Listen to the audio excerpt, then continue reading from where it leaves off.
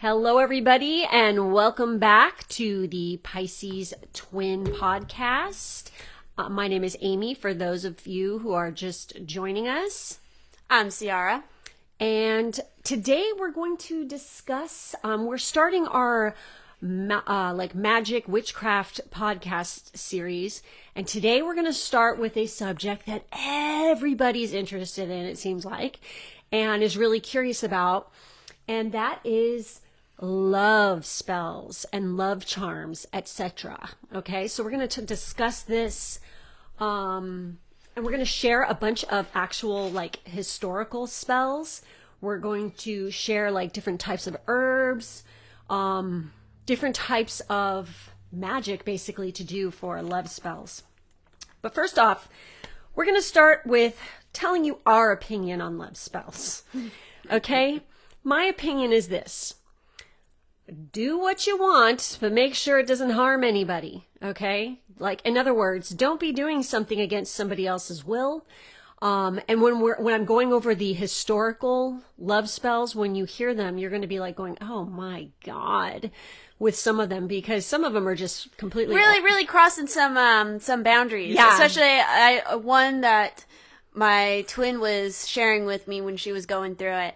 It rang some bells. If some of you have watched the movie Midsummer, yeah, that's where we're going to be talking about that one, I'm sure. I don't know if I marked it, so well, if not, you can freaking grab the, Yeah, I essentially remember what it involves. So my opinion, yes, it's do what you want, but just realize that you don't do stuff against people's will. That's not how magic works. No. It's not what magic is meant to be. Because it's going to freaking come back to you. No matter what. I know there's some people who believe that there's no repercussions for their actions. Those kind of people, the people in charge of the United States right now who think there's no repercussions for their shitty actions. Think again, bitch. Yeah. Okay. People like that can go suck it. All right. You have to take responsibility for your bullshit. Exactly. It's called integrity, people. Okay. Integrity. All right. And we don't want to cast spells against somebody without their permission. All right.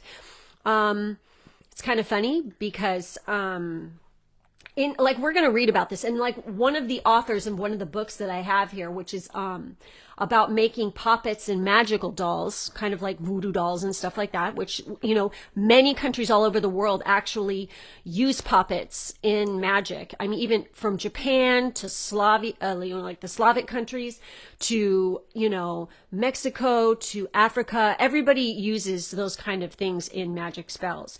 So, I'm actually going to give you some spells for stuff like that too. Dolls have always, again, across all those different countries, I think it's kind of a shared concept that dolls are like empty vessels. They are. That can be filled with whatever or anything that needs a home. What is the movie with it? It's not the original Conjuring. It's Annabelle. Well, in the original Conjuring, don't they do that? What about what's the doll that's in Key West? What is his name? If you don't, Howard? I can't remember. It's a something fucking with an trippy H. doll. But you don't want to mess with him. No, because anybody who's been an asshole and gone up to the doll and mocked it because they thought it was bullshit, they ended up having really fucking horrible things happen to them in their lives, even deaths. So it's happened multiple they literally times. To break it, to get on your good karma back, basically, you have to write a letter to this doll and apologize. And then shit gets normal again. It's no joke. No, okay? it's You not. don't want to fuck around. I hate people who are Again, so close-minded and they I don't want to say I hate dolls. them. It's just it just irritates me that there's so many ignorant people. Don't mess with dolls and don't mess with mirrors. And it's not every single thing out there is going to be like that. But there are a few items out there that they have proven that genuine. Yes, that is the real deal. Okay? In Ed and Lorraine Warren. Yeah, Ed and Lorraine Warren's basement, in their house, which isn't that a museum now? So yeah, the Try Guys, or not the Try Guys, but the spooky dudes. I can't remember the name. BuzzFeed Unsolved. Yeah, they went there. They went there. So yeah, there's just certain stuff you don't want to fuck around with. Okay. So anyway, that's my opinion on it. It's do what you want, but just remember, you have to take responsibility for your actions in one way or another. So it's always good to get permission. You know, or you work spells on yourself. love spells on yourself to attract what you need. And that's probably just better anyway, because, you know, which sometimes I'm going to give you some because I have some for you. Our egos can get in the way of really what's best for us. Yes. And, you know, the universe is going to present something that sometimes you don't understand why it's being presented to you, why, you know, it is the way it is, but it works out for your best if you just trust in the universe and you go with it. So, and then the next question was, you know, have you ever done a love spell, and would you ever do one? And I don't know if Ciara has, but I wouldn't really refer to it as a love spell, but there was something that I did where I wrote out an intention, and it did involve blood, and it involved specifying certain details about potentially somebody to come in or whatnot, and some of those details did manifest, so it's not bullshit. yeah, well, truth comes out here. I've done it. But it's kind of funny how it happened, because guess what? I'm in a relationship, you know, with somebody. I've been with them for a very long time. And the actual book that I'm going to be sharing with you guys today was actually his, okay? Not mine. He had it before I was even with him. And he totally did some magic on me, basically. He admits, you know, and I thought, what the fuck? You know, and he's like, but you were right there and you saw me freaking doing it. I'm like, oh, you prick. But it's like, yeah, okay. Yeah, we've been together for a freaking long ass time. So and he loves bringing that up and joking with me about it constantly. You know, I molested your candles. You know, it's like he's just a pervert. So anyway, but yes, you know, I have done it, but for myself a long time ago. Okay. Long time ago.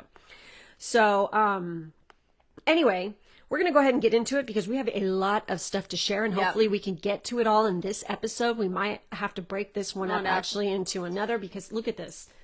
I literally put page markers in this. It's a lot of fucking page markers. Yeah, and it's like it's bleeding. Funny. Yeah, I know. It's funny because this is a little tiny. It's a thin little booklet. It's not even thick, but the information really in it is fucking off the hook. I mean, there's stuff from all over the world. So basically, this book. I mean, you might be able to find it. I don't know how easy it is to find this book. I'm guessing that book is not going to be as easy to find because it's fairly old. Let me tell you, he bought this at a store, like, because here's the stamp from it inside of it, of where he bought it, where we used to live. And let's see, this book was actually written in copyright 1972. So this is old as F, okay? The information in here, like when it was written. But the information is much, much older. Like what it's talking about is thousands of years old, some of it, okay? And so we're going to go ahead and start. By the way, I'm going to take pictures of a lot of like sometimes there's like little amulet pictures and stuff, like what you're supposed to do for the amulet. And I'm going to take pictures of what I talk about. And I will go ahead and I will post it in a highlight on my Instagram account so you guys can actually see what it looks like. So you're going to have to go there to see what it looks like if you want to take a look. So anyway, getting right into it. First off, I'm going to tell you a little bit. It talks about talismans, seals, and amulets. And it says all three may be grouped under one heading: talismans, or if you prefer, magical charms. In addition to the popular understanding of the chosen term, consider also that the medallions, badges, and other material symbols of every religion are, in the broad view, magical charms. Exactly. So like when we'd see heraldry, you know, on people's flags or their armor or whatever, when they went into battle, that's basically what that is. Okay. You know, that's what it is. Okay. So the most rational of men, with few exceptions, carries a mascot, in quotes, or magical charm. Most would laugh at the mere suggestion of it having any magical powers. Yet even as they laugh and deny having any superstitious beliefs, they still find comfort and pleasure and a certain serenity in the possession.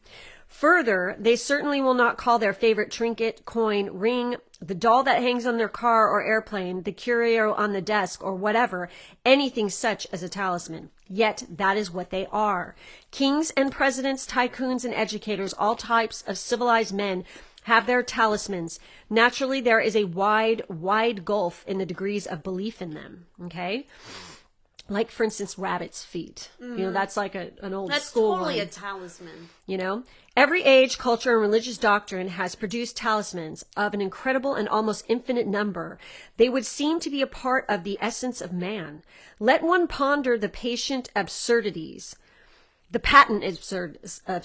excuse me. Only the unquestioning acceptance has changed. Talismans are still with us in countless numbers and probably always will be as long as mankind exists. That's true. Yes. In very ancient times, there was a distinct difference in the powers attributed to an amulet and those of the talisman.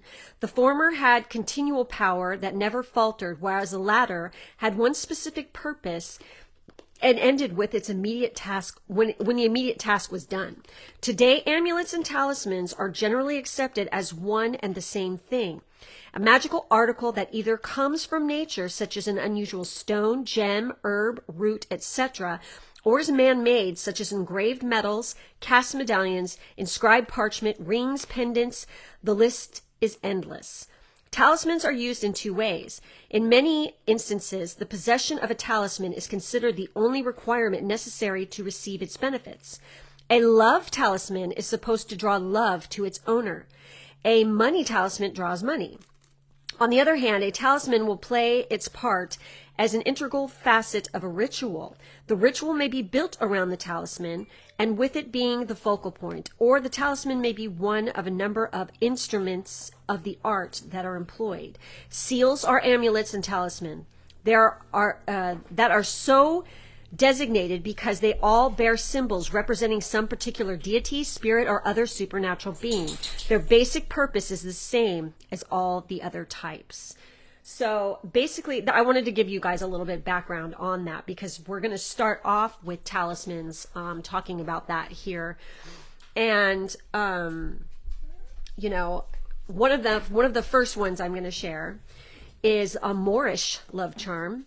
It says, to make a man love a woman and not be able to still his passion for her, the following ingredients were gathered: coriander seeds, caraway seeds, mastic gum, white lime from a hardware store today, but in ancient times it was easily procured from the countryside, cumin seeds, verdigris. Verdigris is the blue-green coating which forms on copper or brass. It may also be formed by applying acetic acid to copper. Such acid can be secured from druggists, it says here. Myrrh and some blood of an animal. Okay, I'm going to warn you guys now. A lot of these love charms, they're like ancient. So a lot of them are not sacrificing. vegan-friendly. They're not vegan friendly, exactly. They're sacrificing animals, or you use, I mean, honestly, I'd rather use my own blood than an animal's blood. I don't want to harm an animal. I would never fucking would do that. I'm sorry. No. Okay. So finally, broom straw from a cemetery is needed. These materials are taken into the countryside at night, and a fire is kindled. Onto the fire, the woman tosses the items one by one, chanting as she does so. O magic coriander, make him mad. O magic caraway, cause his wandering without surcease. O magic mastic, put in his heart despair and tears. O magic white lime, make his heart to tremble with fear. O magic cumin, bring him to me in desire. O magic verdigris, light the fire in his heart. O magic myrrh, cause him a frightful night. O magic blood of the victim, bring him panting. Oh my God. O magic broom, bring him to me. Well, shit. Okay, so that was the first one right there. So I'm going to go ahead and I'm going to let Ciara switch over, and she's going to share something too from what she collected from her book, whatever that book is over there. I don't even see what it is. So the book that I have here is one I've had for a couple years now. It is called Fairy Magic. It's spells, potions, and lore from the earth spirits. It is written by, I'm like messing up my words right now, Serona Knight. Oh shit, I forgot to say who my book was from. I'll tell them in the next one. So I'm going to start off with this one because they have sections here that is going through all kinds of different elements and herbs, stones, animal totems, all kinds of stuff. And so I went ahead and I went through and marked the ones that were related to love-related things. And so, again, these are ones, especially if you want to use fairy magic, these align with that kind of energy and what, you can call on the fays to help you with. So the first one is, we're going to talk about the herbs, is basil. So basil, as it says here, awakening your second sight, instilling passion and good luck, as well as attracting prosperity, strengthening love spells, and bringing happiness into your home. So again, if you want to strengthen a love spell and also to instill more passion, probably to a love spell or towards a person, basil is a really good one. Oh, I was confusing that with bay leaves for a second there. But yes, basil is one. The next two I have here is chamomile. So chamomile attracts money and love and is used for purification, meditation, and protecting the home from harmful energies. Plant chamomile as a garden ground cover to entice tiny flower fairies. When walked on, it smells delicious. Sprinkle the flowers around your home to get rid of unwanted energies, or drink chamomile tea before you go to sleep to dream of the fairy. So again, it attracts money and love. So if you want to combine a spell, that's a good one to use. The next one is clover, which fairies traditionally love clover. 2-leaf clover can be used in fairy magic spells to attract a lover. 3-leaf clover dispels negativity, brings protection. 4-leaf clover brings money, good luck, and prophecy. Plus, you can make an ointment with it to help you see the fairies. When you're in the woods or in the garden and you find a 4-leaf clover, hold it in your hand and then carefully put 7 grains of wheat or barley on the clover. Grasp the clover and grains in your hand to see the fairies. Finding 5-leaf clover represents treasure, but only if you give it to someone you care about. Oh, wow. Oh, that's really cute. Yeah. But yes, obviously, using a 2-leaf clover or, what was it? Yes, 2-leaf clover to attract a lover. So that's a good one to use. I would definitely say that you could turn that into a charm or a talisman to carry with you. Is that it for that one? Okay, this is really fucking hilarious that she's talking about this, because the next thing I had marked in the book was 4-leaf clover charm. By the way, this little booklet here it's called Superstitions and Odd Beliefs from All Corners of the World: Magical Charms, Potions, and Secrets for Love. The largest collections of its specified types of occult curioso to be found anywhere, by C.A. Nagel. Okay? That's who this little pamphlet was written by back in the 70s, early 70s. Back in the hippie days, baby. Okay, so anyway, this 4-leaf clover charm. And when I'm reading these, it's really fascinating to see, the history and where do these people get these ideas. Some of them are very obvious, though. Okay, Mm-hmm. We're talking serious, angelic Book of Enoch crap, okay, in some of these. So anyway, this 4-leaf clover charm, the belief in the magical powers of the clover probably goes all the way back to the Druids as an offshoot of their veneration of the shamrock. 3, the most sacred number, was symbolized by the 3 leaves of the shamrock, and to some extent by the clover. And this is really fascinating because my tattoo that I have, it's like a bunch of vines, like thorny vines, and there are 3-leaf clovers all in it. So it came to follow in the minds of men, and the far rarer 4 leaves would be of greater significance in the indicating good fortune to the finder. Down through the centuries, the clover became a sort of generalized symbol of the beneficence. I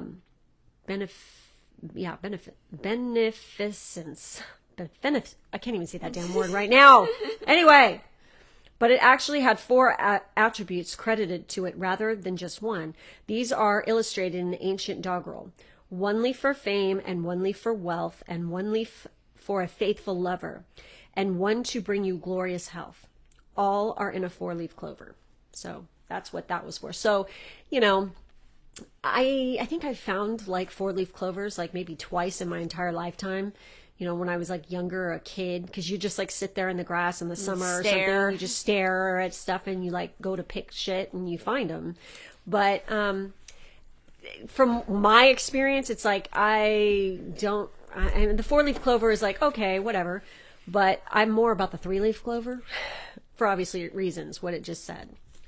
So go for it, Ciara. So the next herb that we have here is heather. So associated with fairy queens and otherworldly adventure, a fairy magic love flower that instills passion, expands awareness, and makes the ideal offering on Beltane Eve to the fairies. So if you want to definitely instill more passion, there's another one. If you especially want to combine that with, which one was it?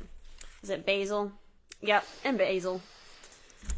The next two that we have here are jasmine and lavender, which jasmine is used in love spells to attract sacred and spiritual love. Dream pillows stuffed with jasmine encourage dreams of the fairies in fairyland. Use it in sachets and love... Sachets.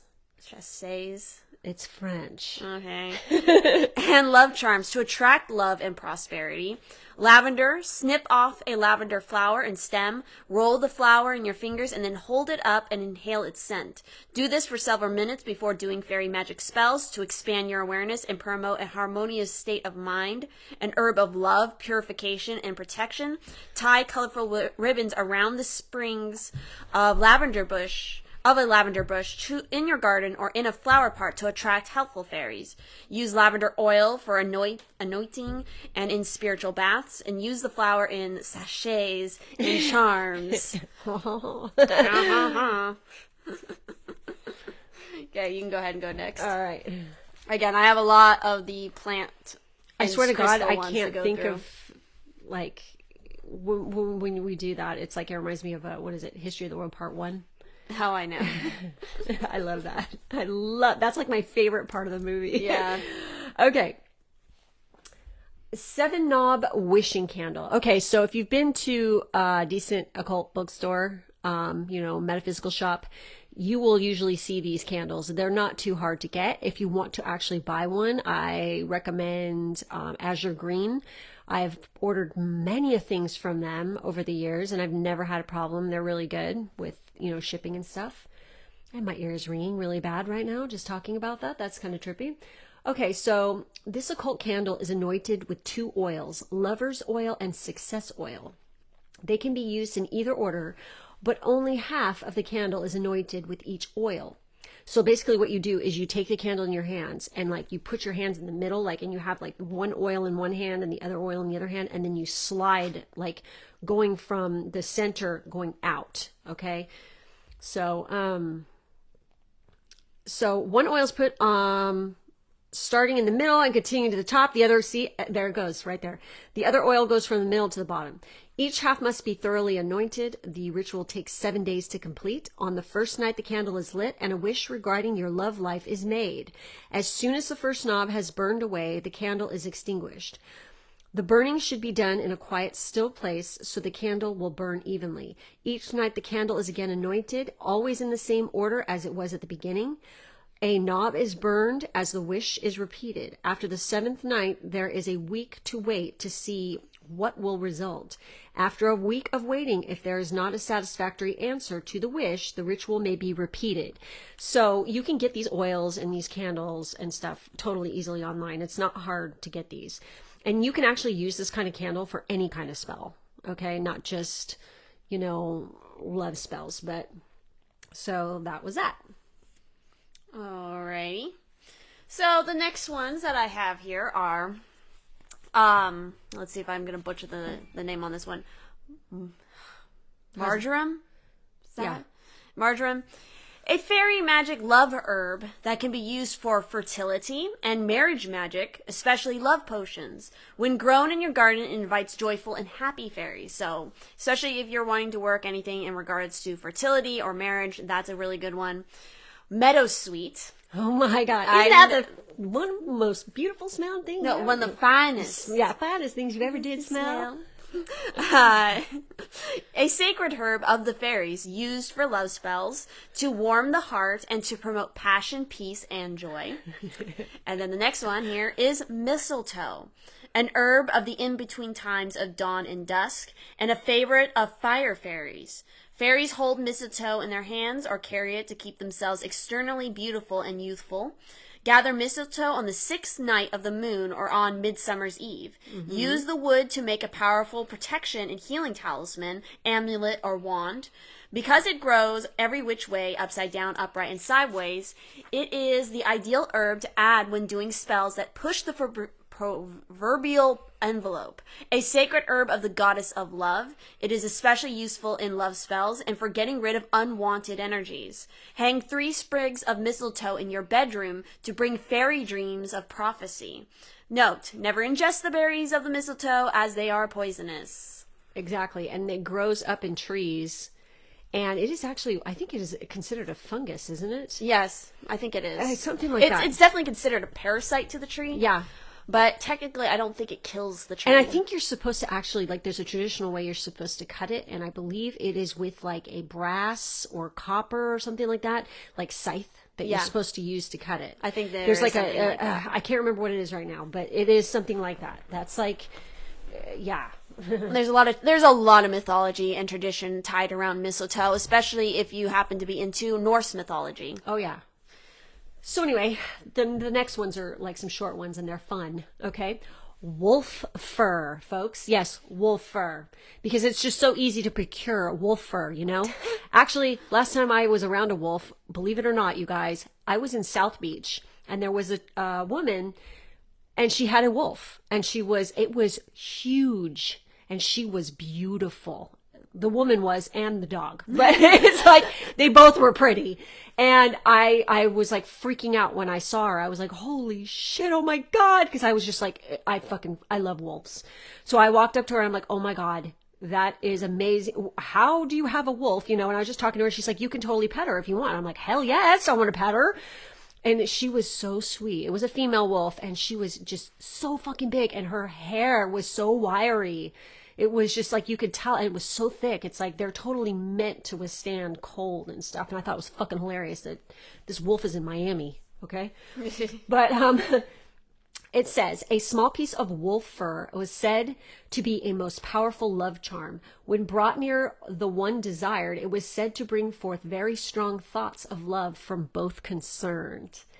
And so underneath that in the book, it says a love doll. Make a doll of wax, dough, clay, wood, or any material that can easily be shaped. A brass pin is pushed through the heart. The doll is named for the one desired, and the brass pin is thought to draw his or her love to the maker of the doll. And that totally reminds me of Witches of Eastwick. When they're making the wax doll of him, and they're like shoving the pins in it. Yeah. So I'm going to finish reading the ones on this page before Ciara goes. So we have Emerald Charm. Okay. And if you've listened to our tarot readings, then you know when we've pulled the emerald card, what it's all about. But this beautiful green stone, symbolic of Venus, and it's kind of funny because we are recording this on Friday, which is all Venus. And the full moon. Yep. So, beautiful green stone, symbolic of Venus, is worn or carried in some form of jewelry, and it is thought to be the most powerful of all natural love charms. It attracts the true love of either sex. Also, it is said to reveal the falsity of a lover in that its color would fade somewhat if there was an unfaithfulness on the part of the one who would receive the stone as a gift from the original owner. Wow. And, you know, there is some truth to that about emeralds fading. It's like they are incredibly sensitive to light. Same with anything in that family. I think is it the Burl family? I can't remember. Yes. So an aquamarine is basically a lighter version of an emerald, by the way. And they are highly, sensitive to heat and to sunlight. So they can change color. That is true. So moving right along, we have love powder. Use a mortar and pestle to grind to powder equal parts of mistletoe berries. There you go. Elecampane herb and vervain herb. These botanicals should be well dried before you start. Put some of the mixture into food or beverage to be served to the one desired. This is a very ancient potion, clearly because it's before people knew that mistletoe is fucking poisonous. Yeah. What the literal fuck? That's crazy. So do not fucking do that, people. Don't do that unless you want to go to prison. Okay. So, I'm like very curious as to what was the ratios that they used, because it doesn't say that here. No. All right. And, but I'm giving you history on the backgrounds of stuff. Okay. So that's what this is about. And then there's actual stuff in here that you can do, but, moving right along, we have, cubib potion, cubib. Is that how you say it? Cubibs, a pepper, are ground into a powder and mixed with honey or some sweet beverage and drunk in small amounts, said to arouse passion and erection. And that is true, because peppers have, what is it they do to your blood? I'm trying to think what the fuck it does. It like causes, oh God. Well, I know that peppers like boost your metabolism, and it does something to the blood flow. So I don't know if it constricts the blood flow. I can't remember what it does, but yeah, I can see where it would cause like, the mythos around it to cause an erection, because it can stimulate like that. It can cause you to get warm. So people probably associated that with like passion or something. Maybe. Yeah. I don't know. So anyway, jade. Here we go with jade.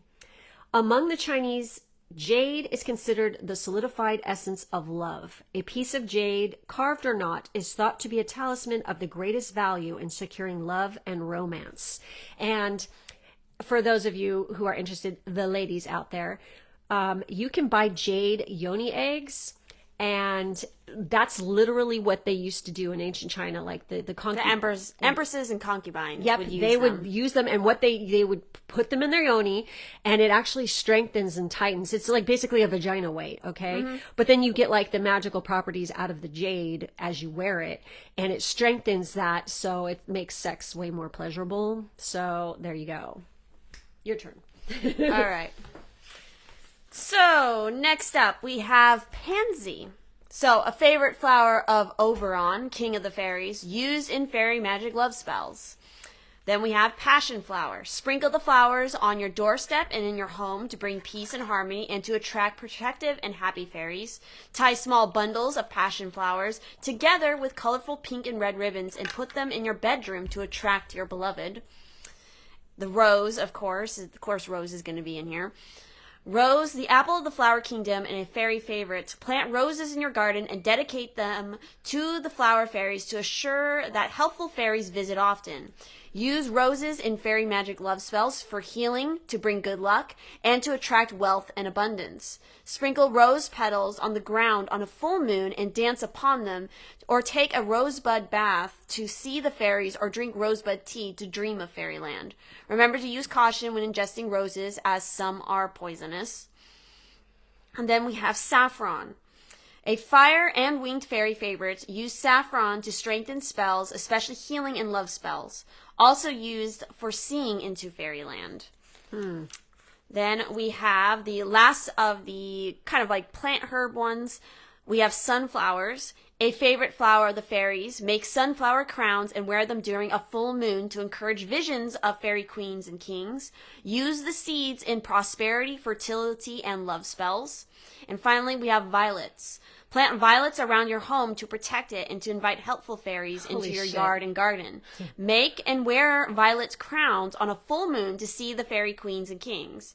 This is a powerful love flower used in love spells when mixed with others such as rose, yarrow, lavender, and daisies.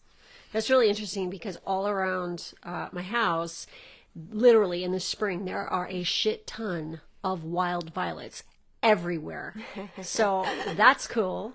I love it. And that's actually my birth flower. Like, you have your birthstone, and then there's the flower that, is your birth flower, and mine is violet.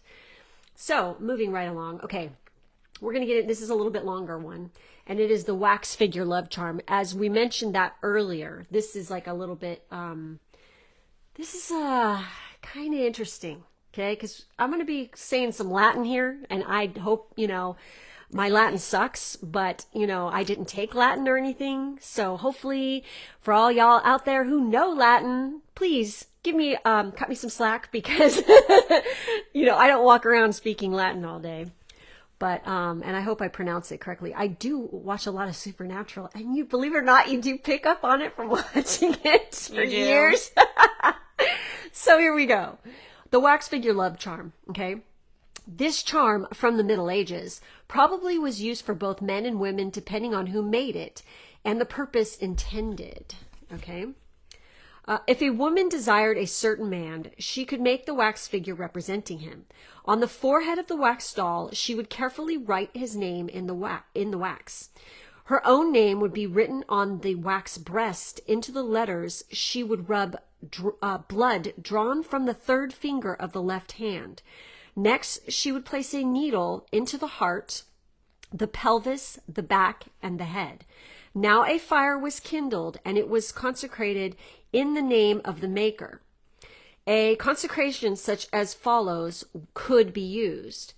I exorcise thee, O creature of fire, in the name of, and then you say the name of the operator, and by him by whom all things are created.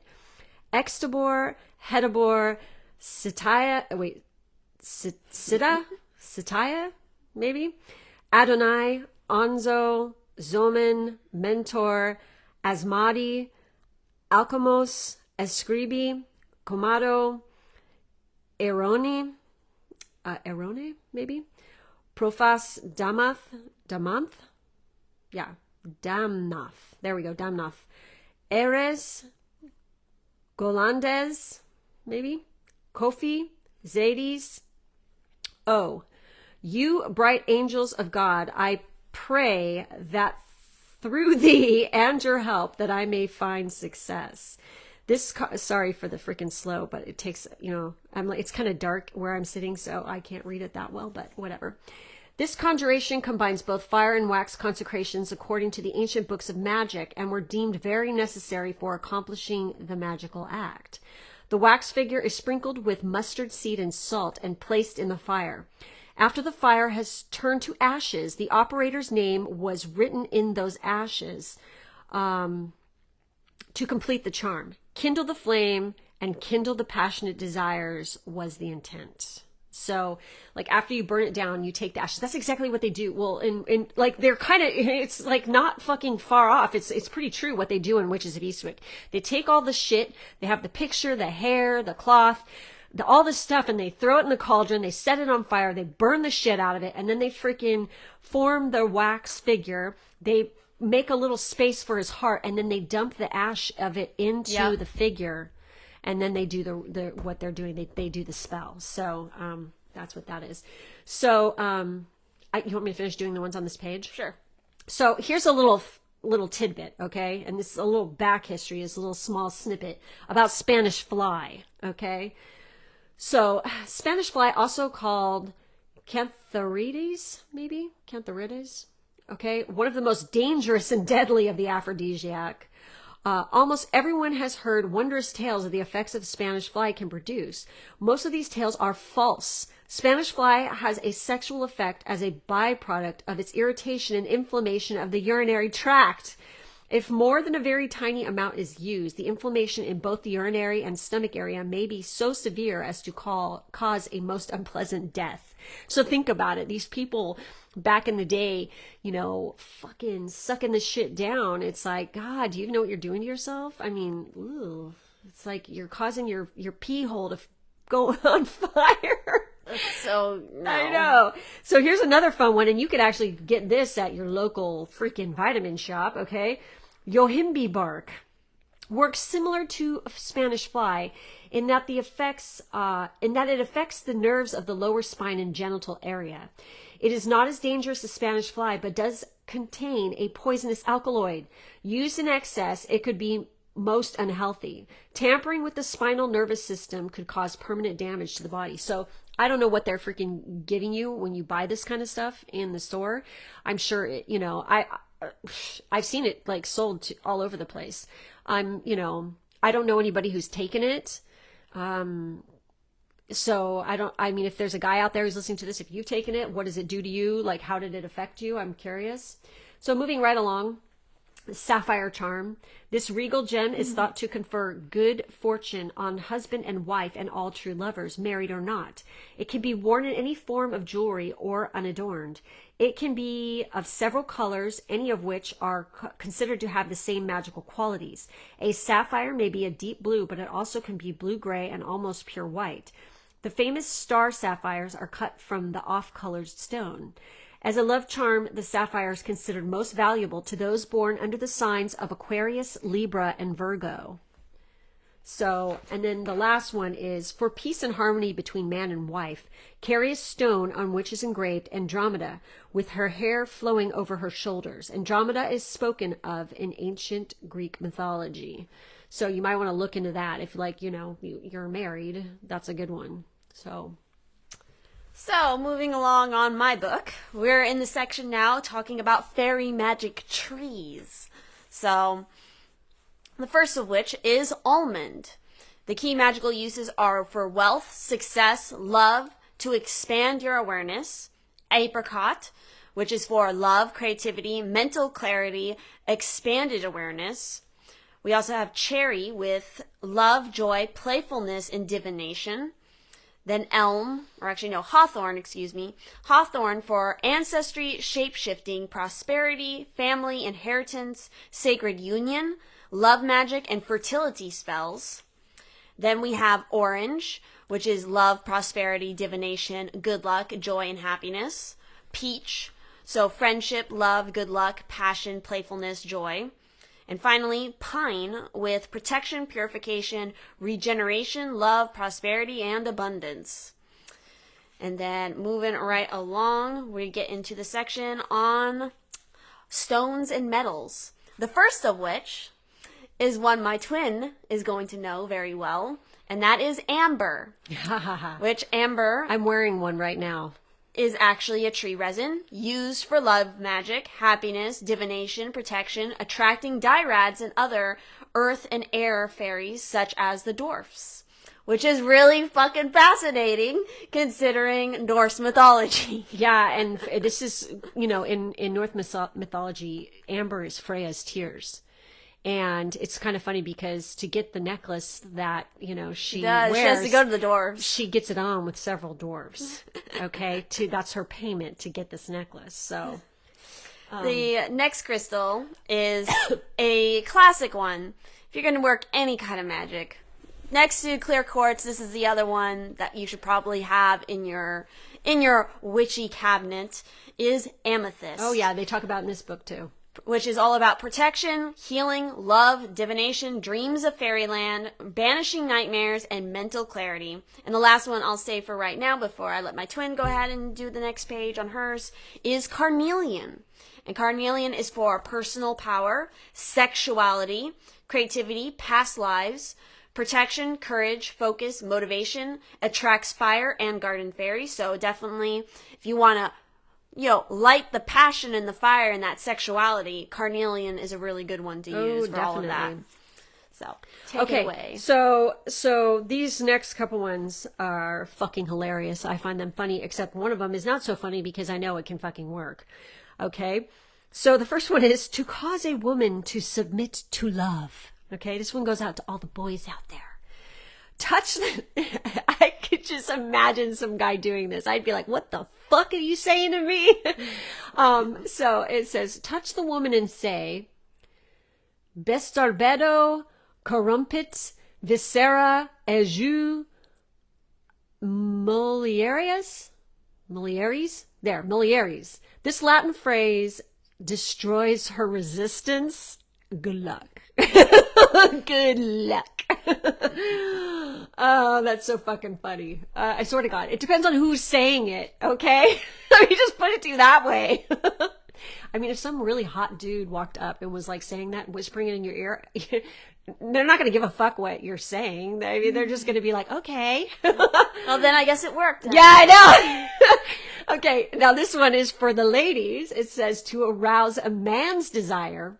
If a woman puts a drop of her menstrual fluid in a man's alcoholic drink... This is from Midsummer's. ...he will fall in love with her. Okay, yeah. Okay, blood like that? Any kind of blood magic is going to be potent shit, which is why you don't fuck around with it unless you know what you're doing. And especially don't go putting your blood in fucking people's cups and shit without...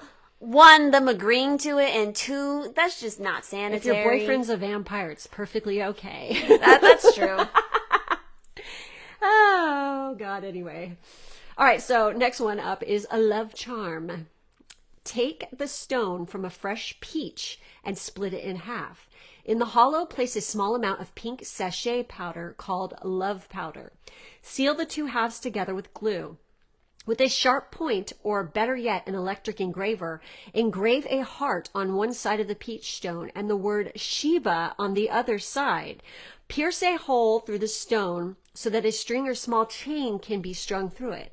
The charm can then be suspended from the neck. It can also be carried in the pocket and is said to encourage the love of the opposite sex. So therefore, that's not directed at any specific person. That's just to make you fucking hot. So, go for it. I think that one's kind of cool, actually. It's kind of fascinating. So that was it from that page, girl. All right, so back on the crystal kick here. The next one is one that we've already talked about, and that is, of course, emerald. So emerald, fairy love magic, healing, patience, growth, meditation, attracts garden and woodland fairies and fairy queens and kings. Then we have garnet, which I can speak on garnet doing some shit. But it's friendship, faithfulness, strength, protection, I can't ever mess up this word. Virility, trust, and balance.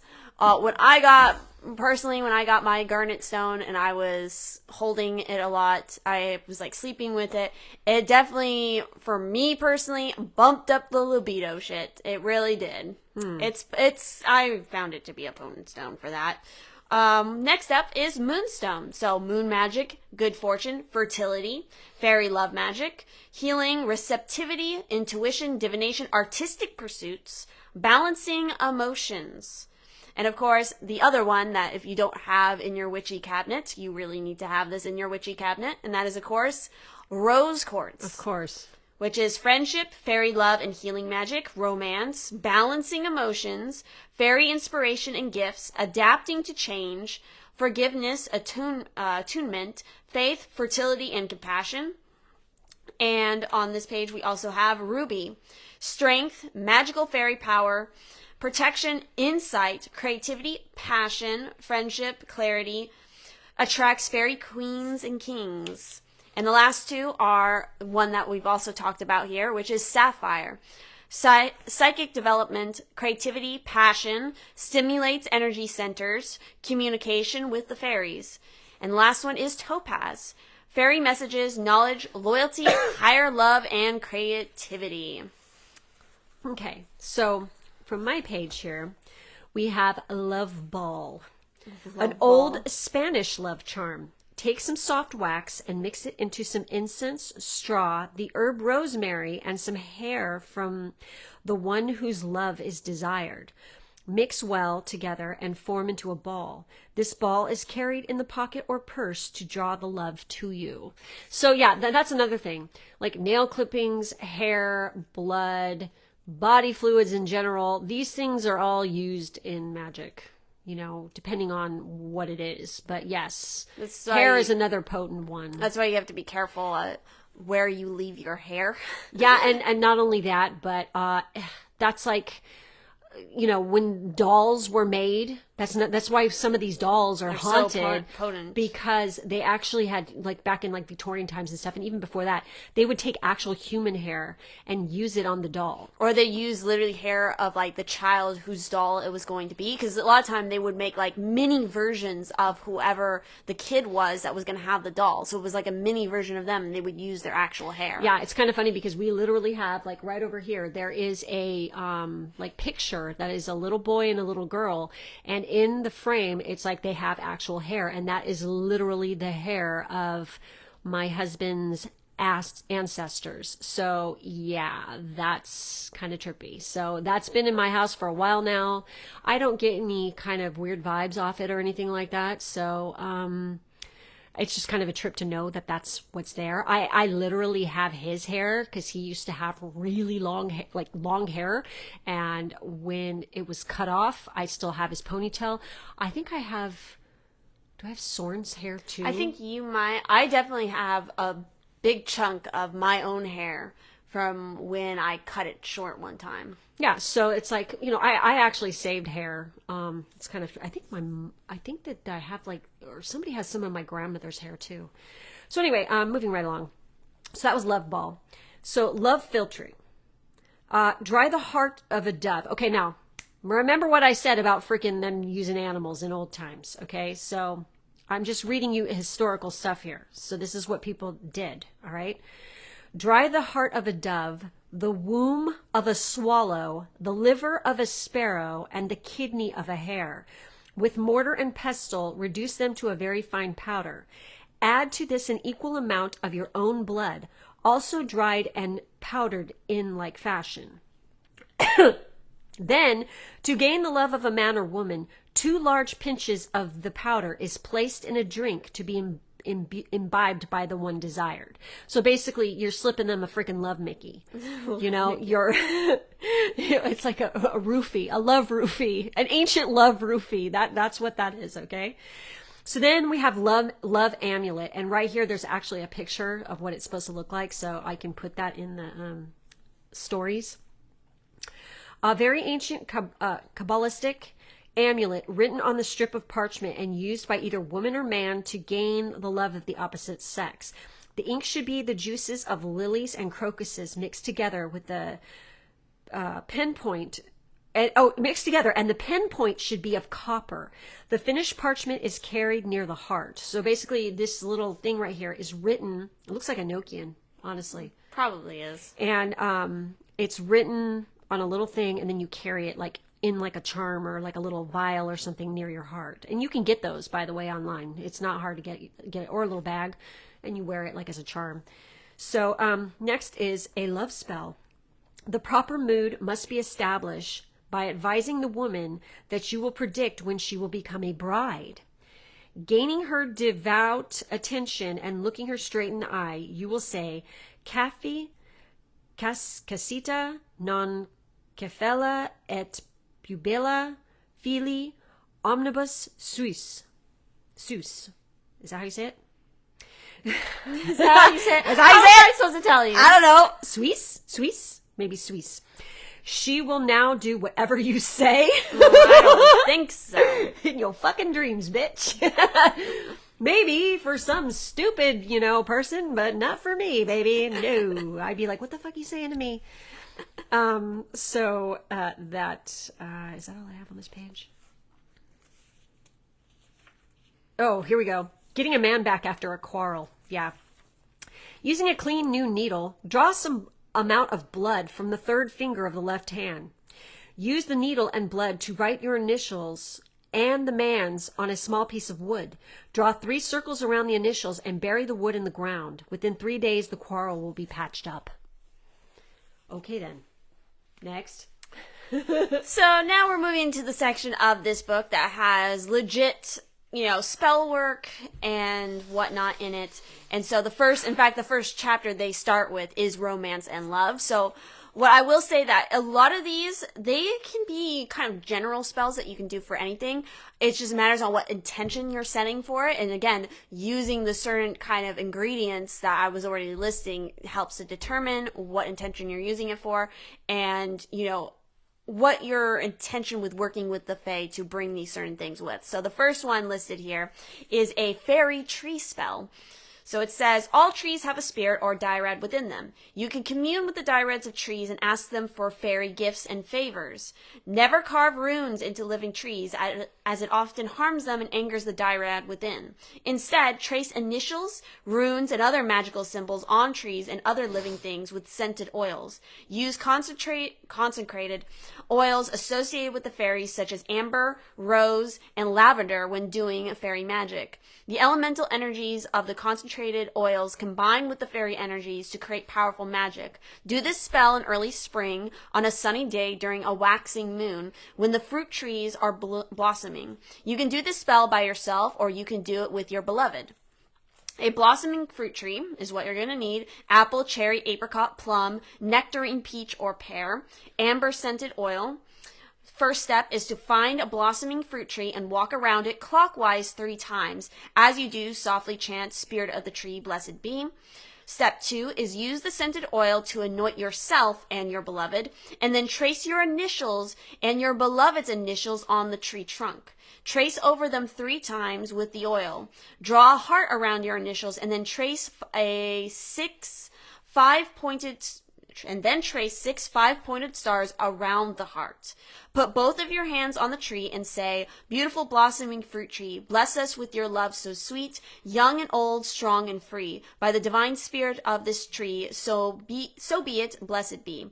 Step 4 is now walk around the tree clockwise 6 more times, all the while chanting, "Spirit of the tree, blessed be." So that is like a sweet little kind of spell, obviously to do with your person. Again, getting consent with your person to do this, and as a way to bless you both. And it almost feels like as kind of a way to kind of tie your love and the longevity of your love to the spirit of the tree as well, or have the tree kind of help bless that for longevity, and again, the blossoming and the fertility that is associated with these fruit trees. So that is the first one from this book. So next, this one cracked me up kind of. It says, Ancient Arabian Potion. For male virility, mix mastic with honey and drink every morning. Okay. So, and underneath that we have a love ointment. Grind to powder pellitory of Spain herb, ginger root in equal quantities. Mix with the powder a small amount of lilac oil to make a smooth paste. Apply this mixture to the genital area to stimulate the passions. I see. Well, I don't see, but I see. So next one is Talisman of Isis. And there's an actual picture of it, okay? It says, a love talisman that is engraved on metal or drawn on parchment. The talisman represents the trefoil plant. This talisman is given to the one whose love is desired. It is given only as a gift or curio.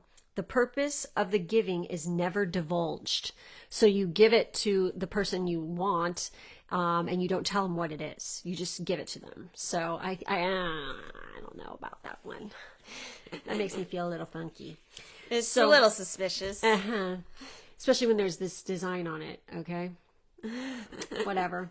So this next one is candle love rituals, and this is like basic. This is going to be intro. We're actually going to do some stuff about candle magic, and we can do like candle magic spells and stuff in a different one. But there are innumerable such rituals in occult lore, and they can be more or less complex. Many of them are described fully in books devoted to such rituals.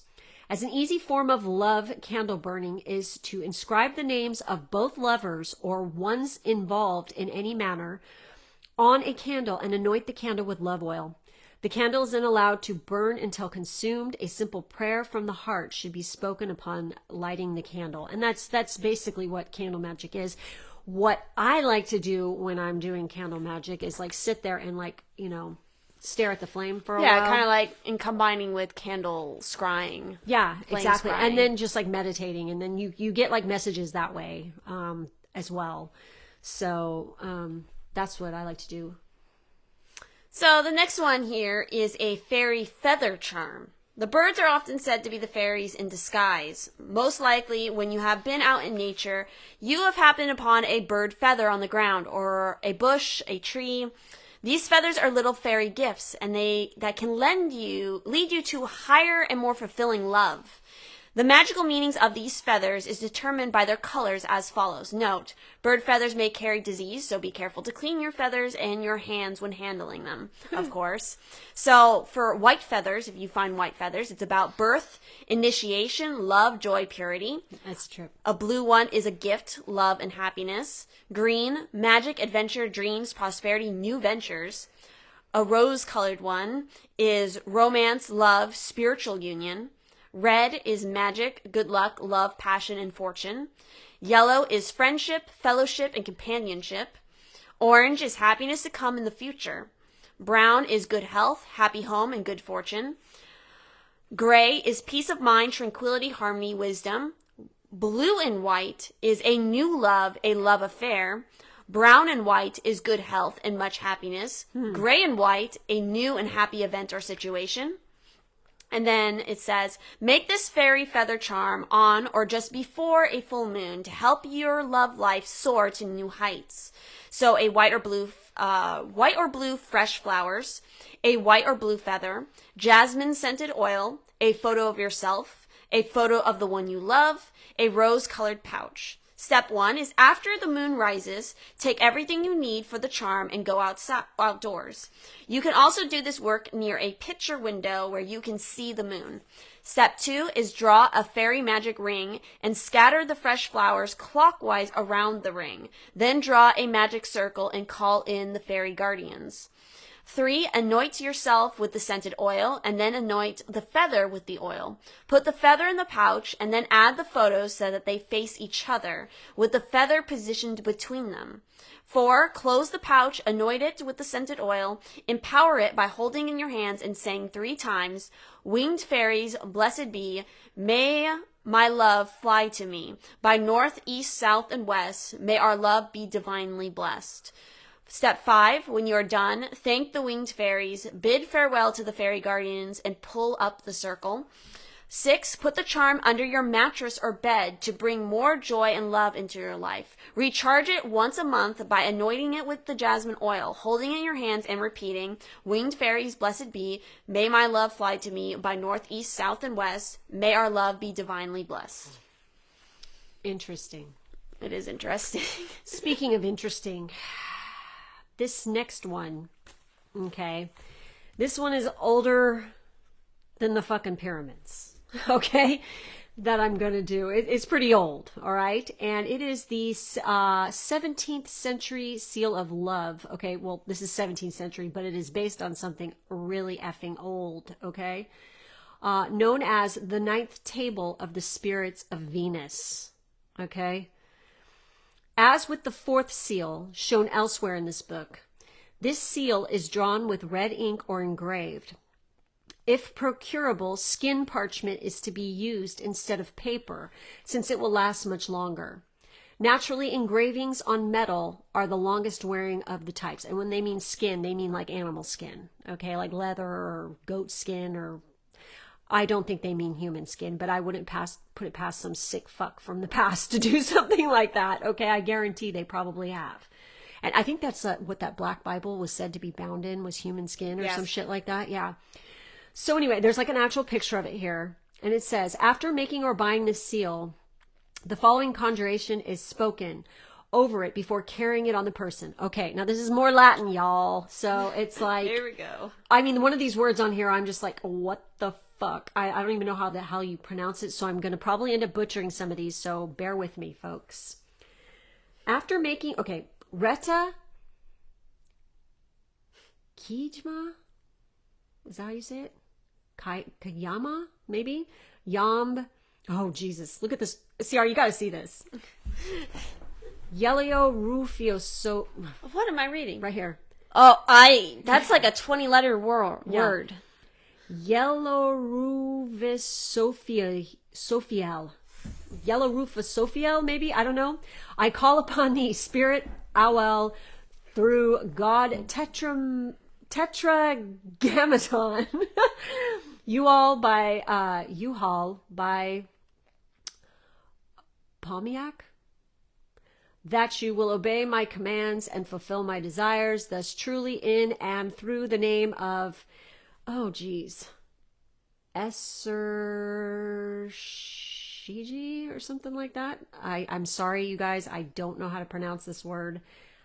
Esser Kaiji, maybe, which Moses named, and upon which followed hail, like the like of which was not known since the beginning of the world. See, this shit's fucking old, okay?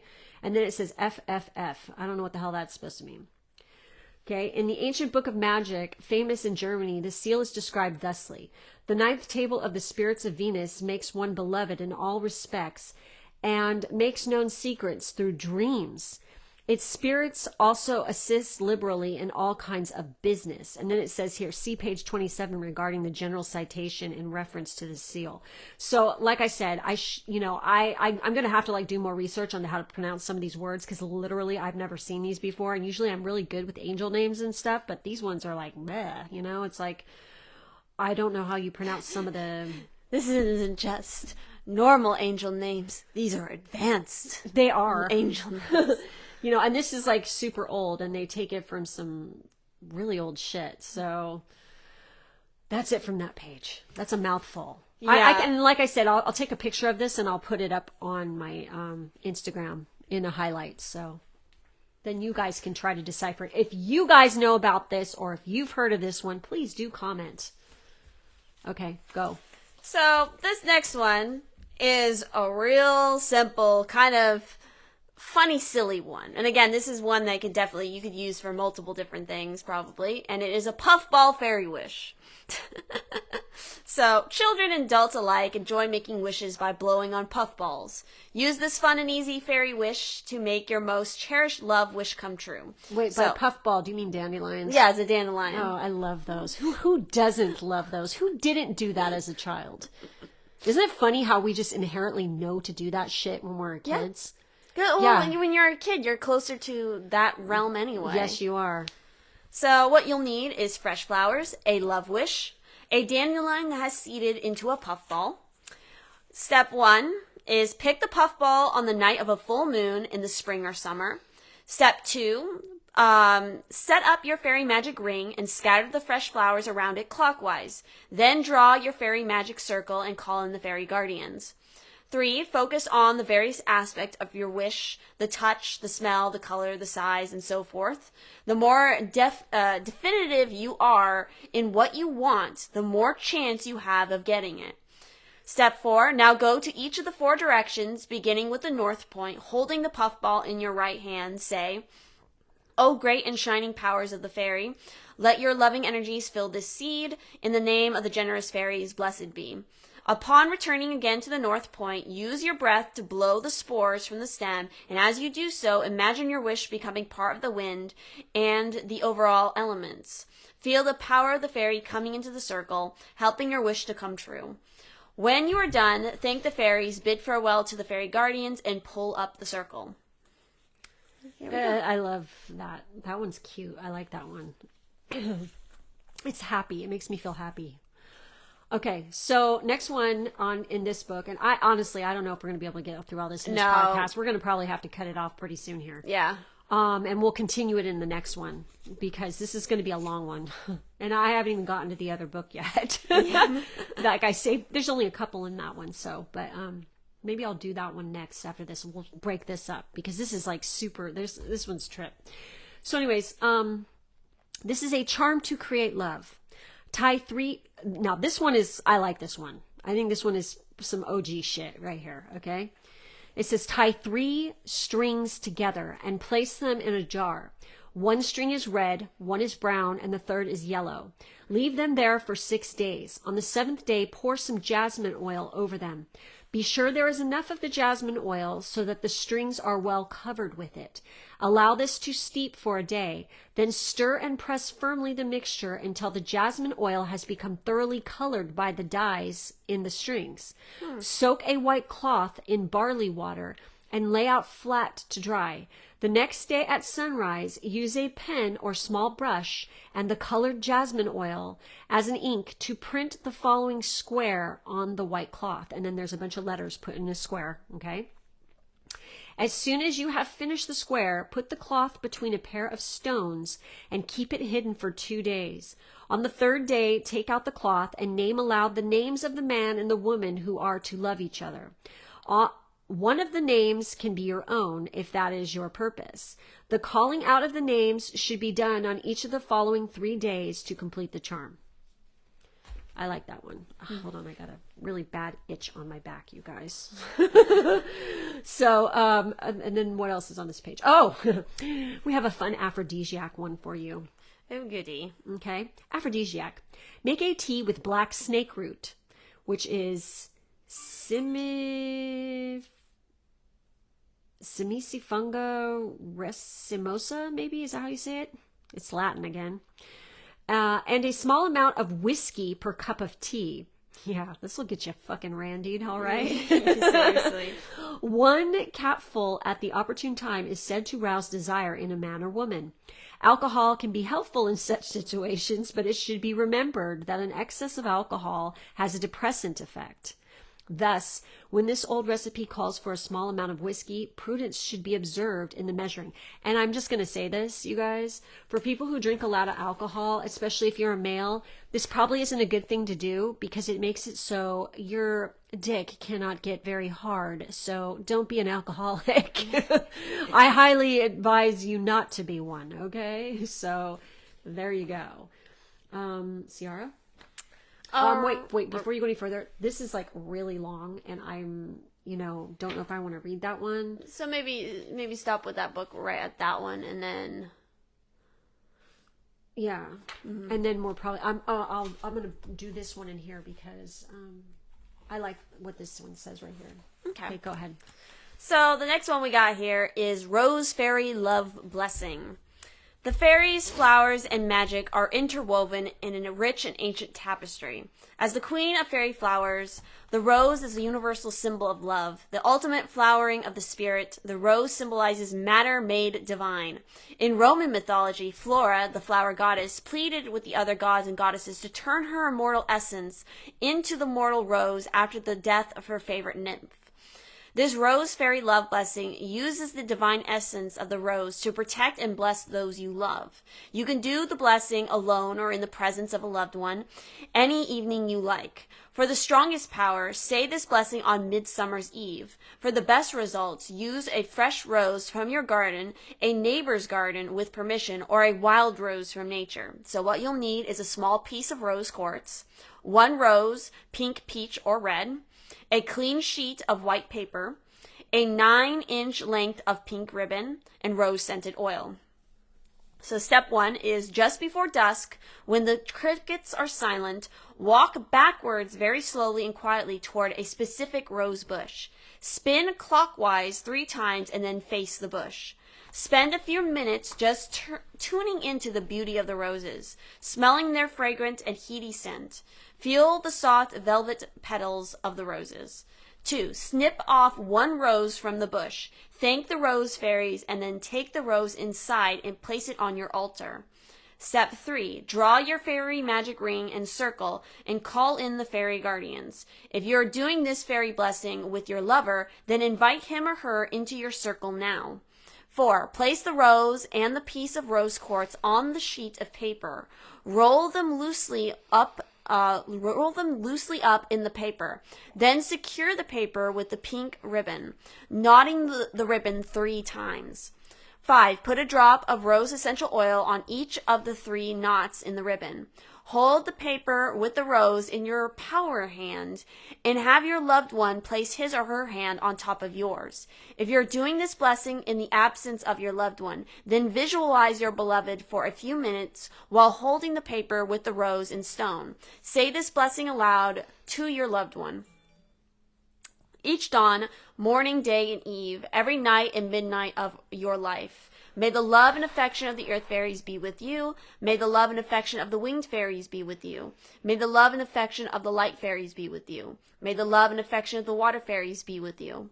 May the love and affection of the helpful fairies be with you. May they lead you into romance, love, and sweet passion, and bless and guide you into the divine loving light. By the power of the loving, I'm going to mess up this word when I say it. Sithe? Damn it, I've heard this word before and I can't pronounce it. Gaelic. I know it is Gaelic. Yeah. Blessed be. Yes, blessed be. Step 6. Thank the rose fairies for their love and blessings. And then pull up the circle and release the guardians. Put the paper with the rose and stone in a safe place until Yule, winter solstice. Step 7. During Yule, take the rose out carefully and place it over your heart. Visualize your loved one, silently telling them that you love him or her, saying the blessing again to your beloved. Step 8. When you are finished, place the rose under the bush you took it from and bury the piece of rose quartz at its base as an offering to the Fae. Thank the rose fairies for their love, blessings, and affection. Oh, wait. I skipped a page. Yep, that's it. for that one. That one takes some time. Yeah. So I'm going to go ahead. I'm going to go from our Magical Charms and Potions book to a book that recently I just picked up. And it's about puppets and magical dolls. Dolls for spellwork, witchcraft, and seasonal celebrations. It's by Lucia Starza, I think is how you say the name. Okay, I'm sorry if I butchered your name. Okay. But basically what this is it's basically an edible puppet, all right, which I'm going to give you the background on this a little bit. According to folklorist Edward Lovett, edible dolls representing famous people were a traditional custom all over Europe in the past. They were often buns or gingerbread. An example he gave in the Handbook of Exhibition of the Lovett Collection of Dolls in 1914 was gingerbread models of Wellington, sold at fairs in England in the 1850s. Eating the gingerbread was considered a way of taking in the noble qualities of the person. You could make a gingerbread person in the shape of a superhero or other heroic archetype and eat it to imbue yourself with those qualities. There's a recipe for one type of gingerbread doll in chapter 8. And basically, yes, people have like baked bread and baked goods and formed it into like, forms of gods or goddesses or whatever. This is something that's been done longer than that throughout history. Yeah. So basically what this is, it is a gingerbread figure of loveliness. It's a recipe for it. And in general, I would recommend doing spells to make yourself feel more attractive rather than casting spells on other people to make them desire you. Exactly. See, here's a person who is agreeing with Ciara and I. This one involves making a sweet gingerbread person using honey, cinnamon, and ginger.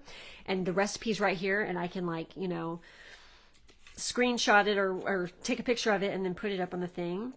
And then it's basically, you can use any recipe you want. Okay. Like say if you're vegan or something, find like a gingerbread, or you can just use sugar cookie or whatever the hell kind of cookie you like. But it has to be like a dough that you form into a shape. Okay. I would think that you could probably also add in like rose oh yeah, or whatnot into that as well. Yeah, you can use like any of the herbs that are edible that aren't going to taste like ass. Like lavender would be a good one. I mean, you can use jasmine because there's edible jasmine flowers. There's rose. That would be really, really fucking rad to do at Beltane, actually. Yeah. To like add all those edibles into, and I don't mean fucking weed. I don't mean that kind of edibles. The edible flowers into your like a sugar cookie, and then That sounds like a lot of fun, actually. yeah, and then make it into some shapes or whatever. And then it says, once the gingerbread people or sugar cookie or whatever recipe you're using are baked and cooled, pick the very nicest looking one. You can give it a smiling face with icing if you like, but that isn't essential. Cast a circle and enchant your gingerbread person, saying, I name you sweet, desirable, lovely, and gorgeous. Then, while still in the circle, eat the gingerbread, perhaps with a glass of mead, known as the honeymoon drink. That's what they considered it. And say, as you become part of me, so I become as you, sweet, desirable, lovely, and gorgeous. You can eat up the other gingerbread people too, or share them with your friends. Basically, I like that one. I know, it's just so cute. It's like, that would be so fun to do, like, for like, I don't know, Beltane just comes to mind. I know, it does. Or Ostara, that, but Beltane in particular, because this is like love related. So you put your intent behind, like for reals, like right here, I forgot this part. So you put all the ingredients together, and then when you're mixing them together, visualize stirring the properties of loveliness into the mixture. Say 3 times, sugar and spice and all things nice. Like this cake, I am in a thrice. Right? Trice? Is that what it says? But basically, you can say whatever your words. Okay, so like a lot of these spells, they're using somebody else's words. I highly recommend you saying your own words and writing your own words, because it's more powerful that way, because it's coming from you. It's coming from what you're channeling and what you're thinking in your head and stuff. So, I mean, it's like they give you the outline of what to say or whatever for some of these, but it's really better if you take your own words and use your own words. But if you have a hard time doing that, just use what's, written in a spell. It's totally fine. But, when you're like mixing up the ingredients and you're baking and stuff and you're doing this in your kitchen, you're like focusing your intent on what you're doing as you're putting all the ingredients in, like bless each one, you know, and you're focusing and pouring your energy into the food. And this is why in relation to this, like when you cook food, this is why it's so bad when people just throw shit in the microwave and stuff like that, which I am guilty of. Yes, sometimes I do this. But when you cook and you take the time to like savor each thing that you're doing and you're chopping up your ingredients and you're doing all that, you're putting your intent behind it. And what is the name of that friggin' movie? Is it Woman on Top? Where she's totally all sensual and it's all sensuous. It's got Penelope Cruz in it. Don't give me actresses and actors' names. It's fucking great. I love it because she's like super passionate about what she's doing and like the food, and she's like putting her love into it and stuff like that. Yeah, that's not a fucking joke, okay?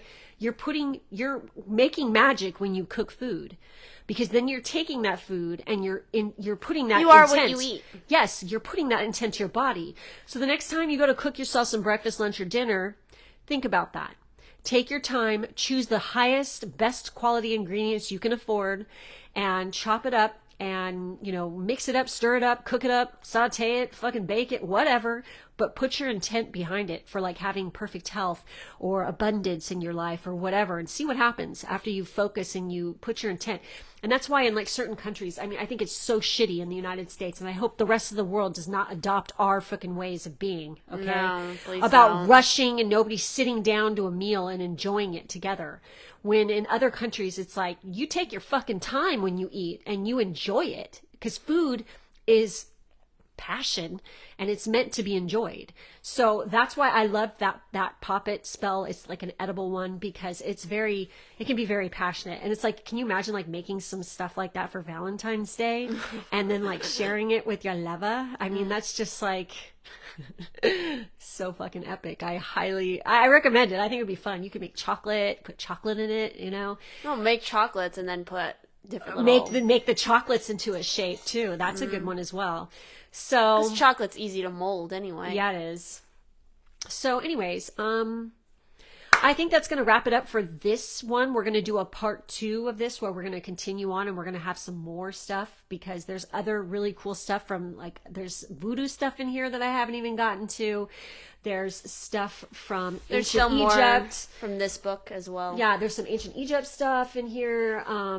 You know, that actually was like an amulet that's, you know, we're going to talk about that. There's all kinds of stuff that I haven't even touched on yet from all over the friggin' world, in this love charms and spells and stuff. And then I have like another book, like a moon spell for, love as well. So anyways, thank you guys for listening and joining us today. And, for any of you out there who are interested in getting a personal tarot reading with, Ciara, there's information in the drop-down box. We love doing Pisces-Twin readings together. So if you guys are interested in having, the cards read by both of us, there's information down there about that. So thank you guys again for being with us. We love you very much, and thank you for being part of our soul tribe. See you in the next one. Bye.